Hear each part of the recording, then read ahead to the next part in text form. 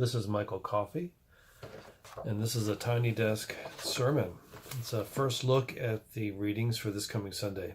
I'm the pastor of First English Lutheran Church in Austin, Texas. And this coming Sunday is the beginning of the church year, first Sunday in Advent in year C, the year of Luke. Now, we've actually been observing what we call an extended Advent or early Advent. So this is actually the fourth Sunday that we are thinking about the themes of Advent. And when you understand that the themes focus on the coming of Christ in the future and in the present and in the past, the readings of the previous 3 Sundays have all connected to that as well. And this is an ancient pattern that some parts of the church followed to have a longer period of Advent. So we do that here. But in most people's tradition, this Sunday is the first Sunday, and we hear readings about the future coming of Christ. So remember, it's not all about getting ready for Christmas. It's about bigger themes than that. So this reading comes from Luke 21, beginning at verse 25. Jesus says, "There will be signs in the sun, the moon, and the stars, and on the earth distress among nations confused by the roaring of the sea and the waves. People will faint from fear and foreboding of what is coming upon the world, for the powers of the heavens will be shaken. Then they will see the Son of Man coming in a cloud with power and great glory. Now when these things begin to take place, stand up and raise up your heads, because your redemption is drawing near." Then he told them a parable. "Look at the fig tree and all the trees. As soon as they sprout leaves, you can see for yourselves and know that summer is already near. So also, when you see these things taking place, you know that the kingdom of God is near. Truly, I tell you, this generation will not pass away until all things have taken place. Heaven and earth will pass away, but my words will not pass away. Be on guard so that your hearts are not weighed down with dissipation and drunkenness and the worries of this life, and that day does not catch you unexpectedly, like a trap. For it will come upon all who live on the face of the whole earth. Be alert at all times, praying that you may have the strength to escape all these things that will take place and to stand before the Son of Man." So we get sort of this apocalyptic sounding teaching of Jesus late in his ministry, shortly before he is arrested and tried and crucified and risen. And he teaches about the future coming of the Son of Man.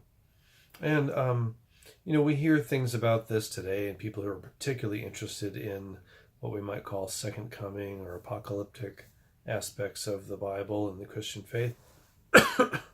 And very often people use these concepts and these texts to promote fear, to maybe they think to stimulate people to convert or to repair or fix their lives, all motivated by fear and anxiety of the future. And boy, if anything seems to be prevalent these days and motivating people's actions, it's fear and anxiety about the future. And often that fear and anxiety gets shifted towards people that we want to blame who are making the future scary. Well, what I really like about this text in particular is that Jesus is saying something quite the opposite. He's saying scary things are happening and scary things will happen. But in 2 key texts for me, one, he says, when these things begin to take place, stand up and raise up your heads, because your redemption is drawing near. Now, when he says, all these scary things are coming, you might think he would say, crouch down, hide, protect yourselves. But he says, stand up. And then this, raise up your heads. Is a position not only of perhaps prayer or looking to God, as is commonly done, but it's a position of confidence and strength and courage. And then he says at the end, be alert, pray that you may have strength. So I really see this as a text about courage and strength, that what people of faith can have when they trust that the future is God's to bring, they can live with courage and with strength. While other people are cowering in fear, hiding, blaming, angry, persecuting people they think are the problem, people of faith can live with courage and strength. And therefore they don't have to find someone to blame. They don't have to try to fix what's happening. They can love their neighbor in the midst of difficult trials and struggles. The text certainly says hard things are going to happen, as they always do, but the kingdom of God comes either through them or in spite of them. I'm reminded of the line that Jesus teaches us to pray in his great prayer. Your kingdom come, your will be done, and save us from the time of trial and deliver us from evil. So we pray those things with confidence that God will do them, or at least that God will be with us through them.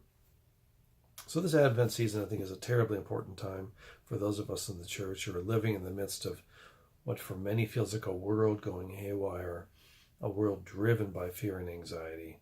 And we can gather and trust in God's promises, and we can have courage to love and strength to live in these difficult days.